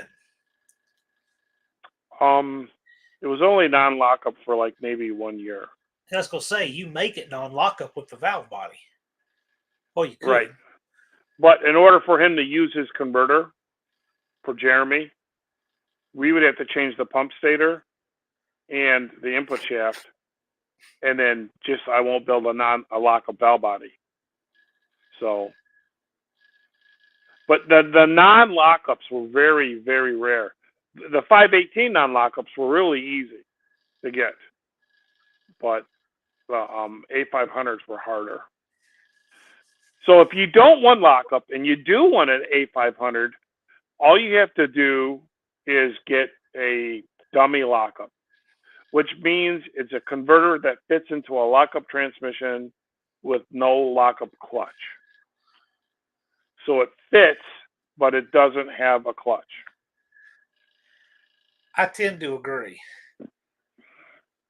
Those are really nice shifting valve bodies. Jeremy says my converter sucks. I'll buy a new one and have a toggle. Yeah, there's only one problem with that, Jeremy. The guy who was making the lockup converters for me went out of business. And there was only one guy in the country doing it that I know of. Rainy Day Auto says, I have an overdrive from an 89 Ram D250. Looks like a 904, but fatter or something. What would it be in 1989? So, does it have a pan like a 904, or does it have a pan like a 727? If you want to send a picture of that, we can tell you what it is.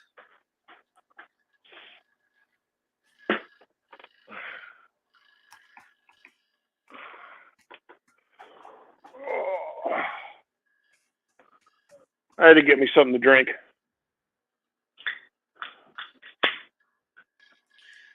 Send a picture of that Rainy Day Auto, and if you want, we can put it on the screen and tell you what it is. Dizzy Izzy just has a question mark here. 454 LRE. Dizzy, are you talking about that transmission that came after the Torque Flight, that 545 RFE or whatever? Is that what you're talking about?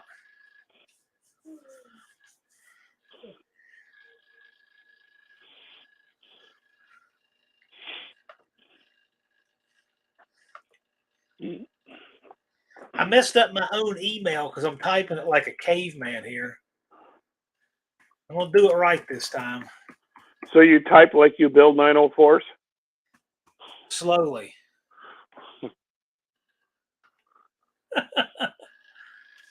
This is Wilburn building transmission parts. Oh, Hey, love, you know I who love I my build 904. you know who I build transmissions faster than? All of these guys who never build transmissions. I'm faster than all of them. You think so? Yeah, because they never build them. Oh. The 545 was the Mercedes trace. I don't know. The 545 was weird. I don't even know what that is. 545. If it's out of a D250, it's probably a 46 or H even in 89.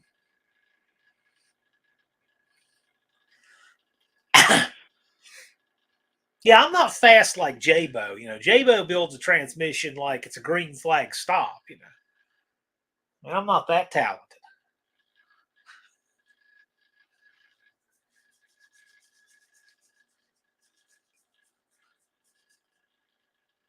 I just put my email in the chat, Rainy Day Auto. If you want. I mean, it's going to be, it'll be one of four. It'll be the 500, the 518, the 904 family, or the 727. But if you want to send a picture, we'll tell you what you have.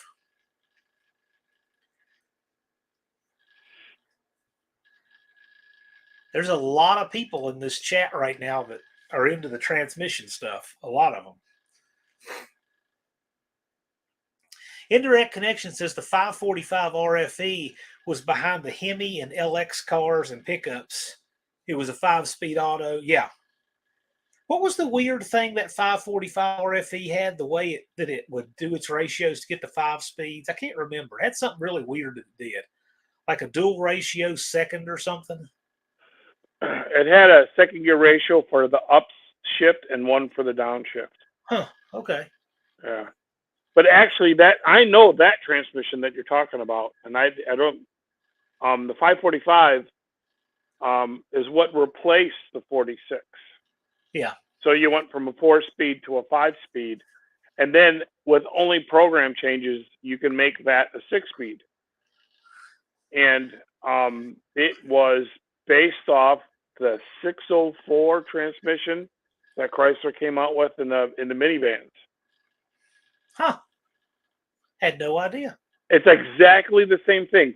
You know how a 404 is the same as a 904 but smaller? Yeah. That's exactly what a 604 is to a 545. Really? It's the same identical transmission with the same identical gear train. The way the clutches are, the shafts and hubs, everything is the same, except in the truck version, it's twice as big. Huh. Yep. Wow. Mohawk says he can build a Niagara Falls transmission fast. That's right.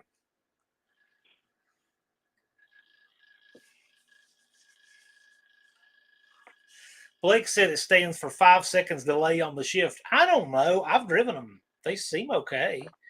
But I mean, it just looks like an awful lot of parts in there. And you sell a conversion kit to take one of those to a 46RH. Yes. So I just quoted one out today. Yeah.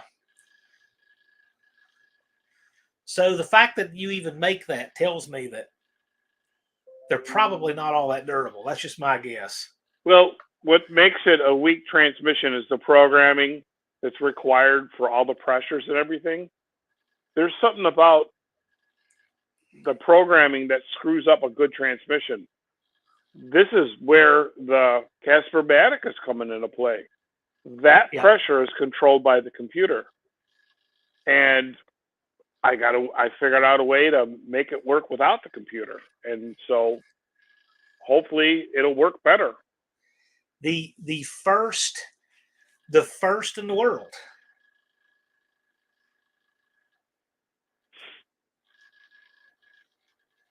Andy hears Casper-Matic and he appears.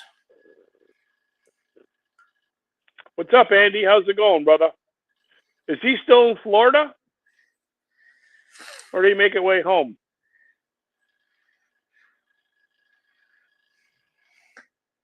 That's okay, Rainy Day. We can tell without the pan which it is. The pan is one easy way, but you can tell from the top too. Although it is a little harder to tell the 500 and 518 because you don't have that pronounced step on the 500 like you do the 904. Old McDonald has a cars asking, do you still sell 727 front cases? I've been not selling cases because I've been hoarding them all.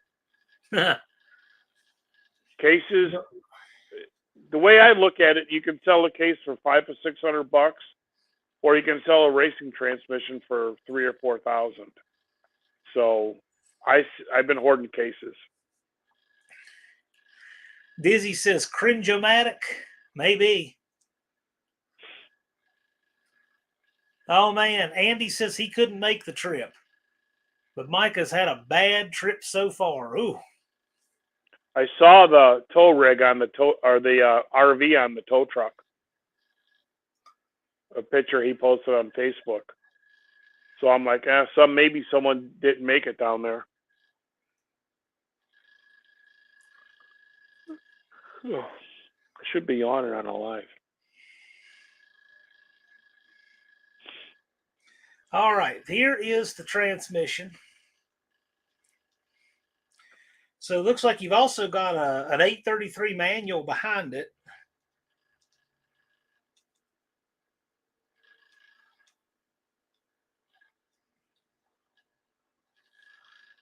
What do we have there? A518?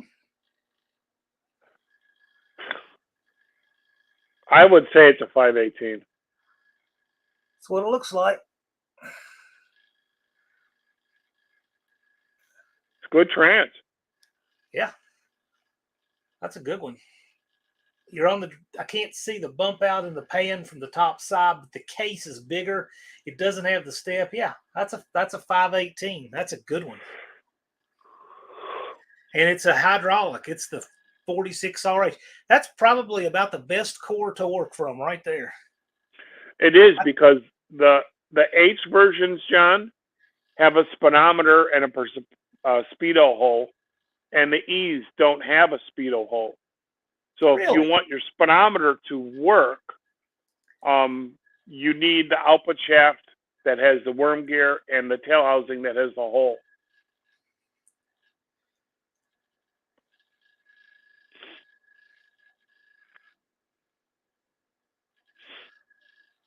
So there you go. That's a $400 core right there. Old McDonald's asking if the 518 will fit an A-body tunnel. The tunnel's not the problem. Right. It's the cross member that holds the torsion bars in that needs just a little bit of massaging, and a custom-made cross member, which we have on our website. But I got a great video coming up how to put them in a CUDA Challenger. That's right. So Rainy Day Auto, if you're not subscribed to Cope Racing Transmissions, you may want to, because you're going to see a swap with one of these transmissions going in an E-body. And while that's a little bit bigger car than a Valiant, there's a lot of good info there for doing the swap. Yeah. The similarity between the two, even though it's not a B or an A, it's going to be very, very close. Matter of fact, the only thing that's not going to be the same is the little notches you have to put in the spot welded in cross member, which is up in the tunnel. But I'm going to try.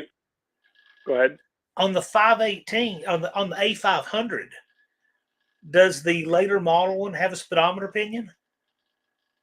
It's the same way with the 500. Is it? If you have a 42RH, it'll have a speedometer. If you have the 42RE, it will not. Huh. Interesting. So the two transmissions coincide exactly the same with the speedometer, because it already had a vehicle speed sensor on there. And Chrysler was like, why are we building speedometer cables and speedometer gears when the transmission's already got a speed sensor on it? And then that same year when they switched to OBD, was it OBD2? I think the vehicle speed sensor went to the differential, and then the sensor on the side of the transmission was considered an output speed sensor. Can you just use the overdrive section from an RH on an RE if you needed to? Yep, I switch them all the time. Okay, interesting. So like the one in the Power Wagon, it's an E with an H tail housing and output shaft, so I can hook up the speedometer. Okay. Yep. We're plotting to do an A500 in the near future, and I've got those pieces. Tony's saying 96 OBD2. That's correct. Yeah. And OBD2 had just come out when I was in trade school, and that was the hot topic, was learning how to use that stuff. Wilburn, when OBD2 came out for Chrysler, that also was the first year for the 46 REs. And the previous year, the H's went away. That's right. So they did that the same year. Rainy Day Auto says, I started out in E-bodies, but I prefer A-bodies because I'm under 5 feet tall, and I'm convinced E-bodies are for tall people. E-bodies aren't for tall people. E-bodies are for rich people now. Yeah, really. Things have gone out the roof. Dizzy says, learn something new every live. Y'all have a good week. Yeah, man. Hey, you too. This is a lot of fun.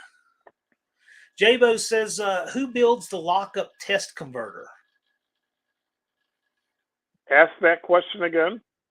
Jabo is asking, who builds the lockup test converter? I don't know what he means by that. I don't know. Please clarify, Captain Jabo. Yeah, elaborate there, Pops.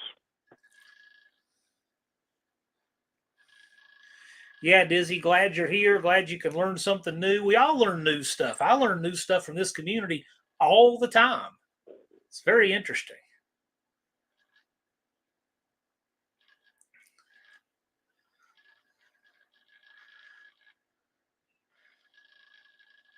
I always try to do something different that Cope's not expecting. This time it was the Niagara Falls transmissions. I never try to let him get too relaxed thinking he knows what's going to happen. Why is that? I don't know, but I just always do that. Andy says, if I'm not learning, I'm dead. Correct. I want to learn something new every day for the rest of my life. I read about a half hour, 45 minutes every night, just weird, random stuff to learn new things. Mostly old parts, as I'm sure Jabo was asking about a lockup torque converter, but he said a test. Oh, I think just lockup torque converter. So where do you get your converters made is what he's asking. Okay. Right now, you can only get 11-inch lockups. And I've been using PTC for 25, 26 years. They're in Muscle Shoals, Alabama. Kenny Ford owns the joint, and he's a Mopar guy, you know. And you have to have a core because lockup cores and regular 11-inch cores become non-existent. They really have. Another place that here in our community that builds torque converters is Mike Iben from Top Line Converter. He builds converters. He built the bracket winning torque converter that was in just Mopar Joe's car, Dodge Whispers, Bigfoots and Mopars. He's doing an 8-inch converter for me. He does a good converter. Mike Iben, Top Line Converter. He's in here sometimes. I heard some good things about Mike. He does good work. He knows his craft. Mean Street Mopar says, on the lockup 518, will it hurt the transmission if I don't use the lockup? I bet you he wants to retrofit that into an older car. Yep, it will not hurt it at all. But my suggestion to you would be make the lockup functional. If you're going to have it, use it. It's only 2 wires. Why not use it? Exactly. Jabo clarified this. He said, you said they don't make a lockup converter, but you can use a test converter. Yeah. What I said was I called it a dummy converter. It's called a dummy lockup converter. So let's say you have a lockup transmission, but like Jeremy, for instance, okay? He's got a 904 non-lockup. No, wait a minute. That's not a good example.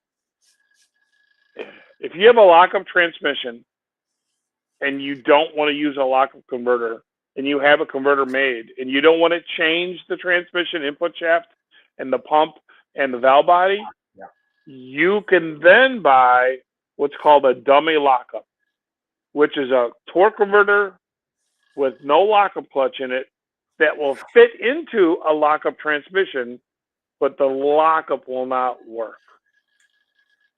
So I think that's what he means. And if I didn't answer that question, just have Jabo text me or call me and I'll go into detail about it. Dr. Go is asking, can a lockup torque converter get stuck in lockup, or is that not a thing? Mine feels like my car wants to push me into the car in front of the stoplight when I'm on the brakes. Is that normal? It happens. It's not normal, but it happens all the time. It happens all the time. And it's a problem with controlling the lockup on some kind of cars. If he's got an old Diplomat or a Cordoba or one of those old cars, Fifth Avenue's, the very last 80, 81, 82, 83, and 84 rear-wheel drive cars, they were notorious for the lockup staying on all the time. Notorious for it.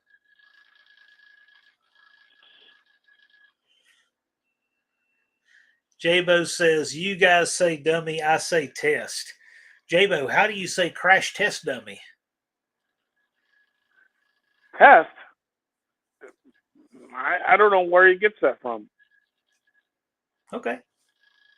Maybe it's an Iowa thing. If you test something, you're checking it. You're making sure if it works. A dummy converter doesn't have lockup. And that's just a nickname. I don't know what the official name of that is. Dumbass converter? I don't know. Dr. Go shifts into neutral at lights. He's one of those people.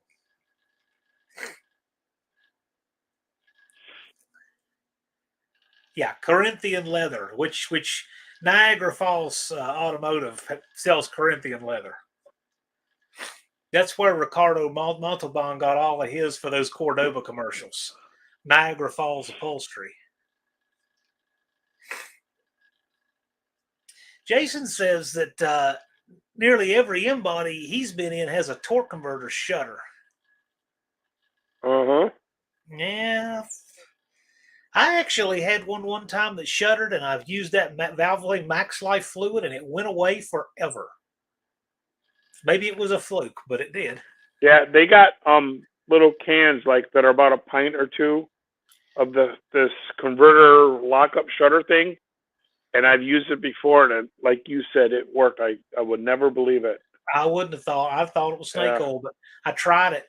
Valvoline Max Life fluid fixed the shutter on one time. Would never have thought that. Dr. Go said it slams so hard even at low idle. Well, you don't have anything to lose. You need to change your fluid anyway. Give it a whirl.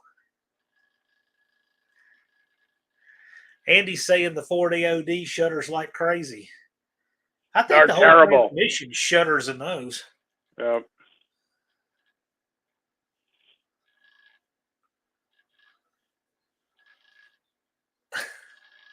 Unfinished Project says, I shift into park. So when he comes to a stop, he shifts into park. Oh, yeah? Well, these new cars have all of you beat. They shut the engine off when they stop. That's the silliest thing ever. It drives me nuts. Can't stand. Does your truck have that stuff? No. Your Mr. CRT? Nope. Do you turn it off? No, it stays running. But it never had that, or is it an It option? never had that. Okay. Nope. I can't stand that stuff. I've never driven anything that had it. I'm waiting for it to happen. I know it's going to happen. I'm going to be at the drag strip and somebody's going to stage a car and it's going to shut off. It's going to happen. I've not seen it yet, but I'm convinced it's going to happen one day. Rainy Day is saying the Ford E4OD input shaft comes out with little to no effort and lands on your foot. I learned that in automotive school. It does. It just pulls in and out. Rainy Day Auto, if you like the E4OD, you really want to see what goes on Cope Racing Transmission channel. There is an awesome E4OD project going on over there right now.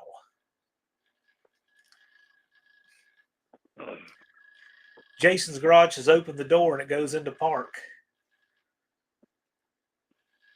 I'll tell you one thing I don't like are these. My truck does do that, John. Open the door and it goes into park? Yep. I don't like that at all. Yeah.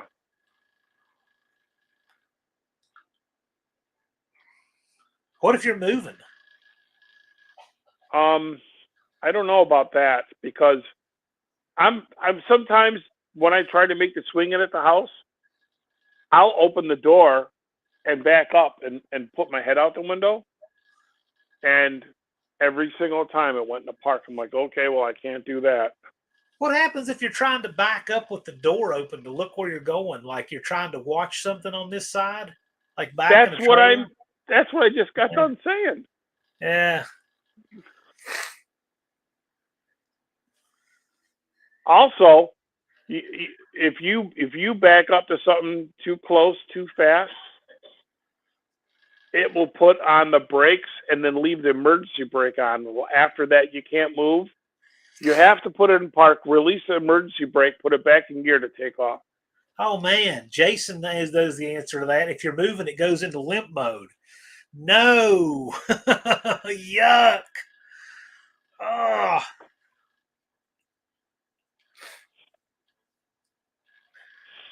I changed the transmission once, a 41 TE, right? And I did not realize after I changed I needed to cycle the key 5 times to get rid of the limp mode because the other transmission was broken. But when I changed the new one, I didn't realize I needed to do that. So it was still acting weird with the new transmission. I thought, oh no, what did I mess up?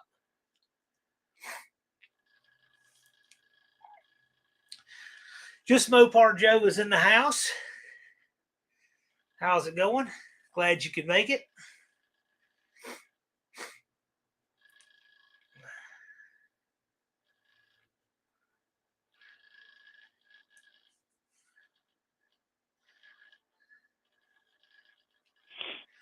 Yeah, Joe, we're here from Niagara Falls Transmission Studio, home of the 3-blade ceiling fan that nobody noticed.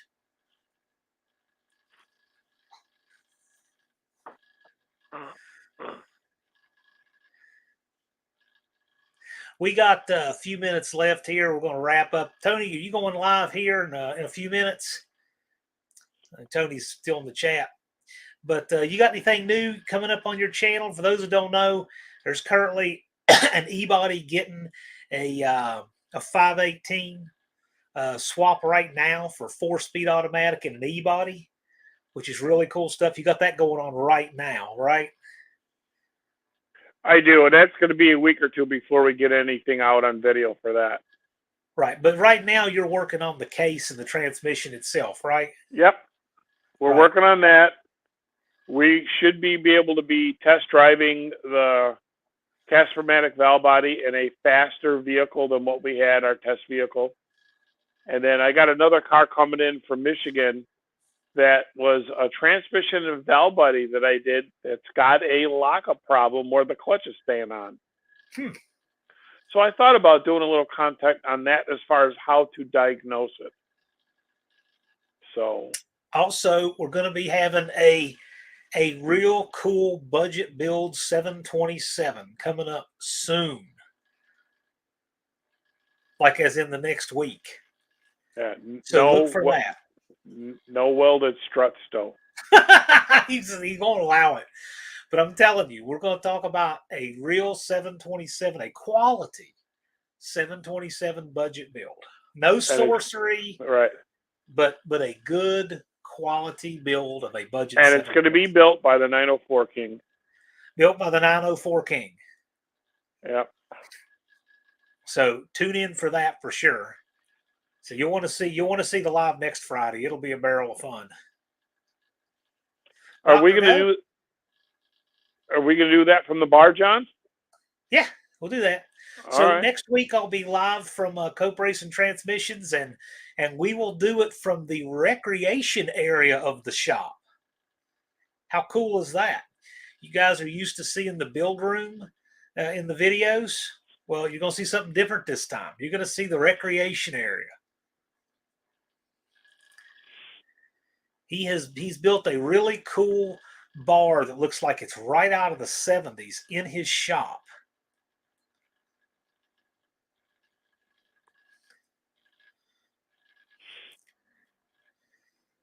Yep. So it'll be a barrel of fun. Anybody else have anything, any questions? We got a couple minutes left and we'll hand off to Tony's Hot Rod Garage. That's what I've got coming up. So I'm planning on being live from Cope Racing Transmissions. We got some fun content coming for you guys on that.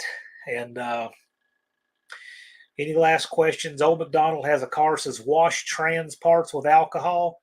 What's your recommended way to clean parts if you don't have a hot tank? Geez, I don't know.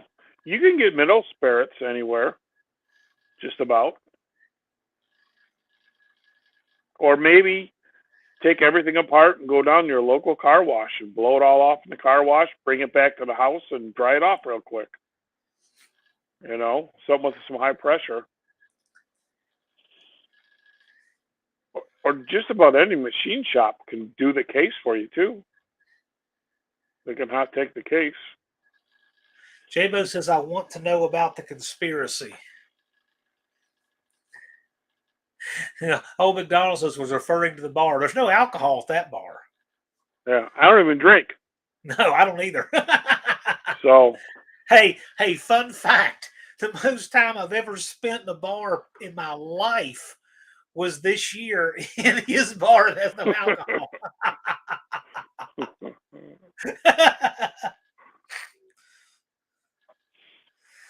Rainy Day Auto says machine shops are getting scarce, at least around here. They're getting scarce everywhere.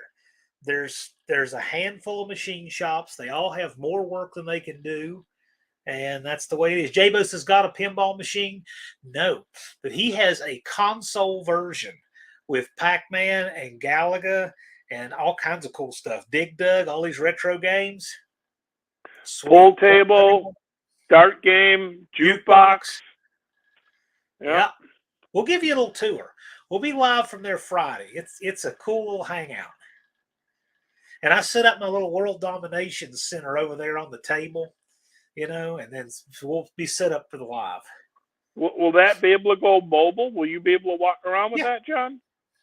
Okay. I'm going to set it up on the tripod and have all my cables. It'll be just fine. Okay. All right. Do you have a TV in there? Yes. I was going to say, because I got a monitor so we can read comments, but we'll set it up so that I got a TV in there. We'll be all set up. If not, I can bring my laptop too. Yes, Joe has a pool table.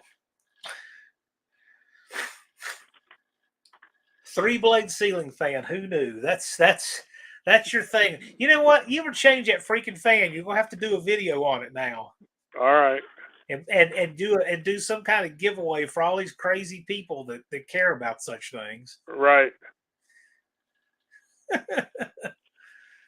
All right, guys, we're going to wrap it up. Thanks for being here. I appreciate everybody who came out.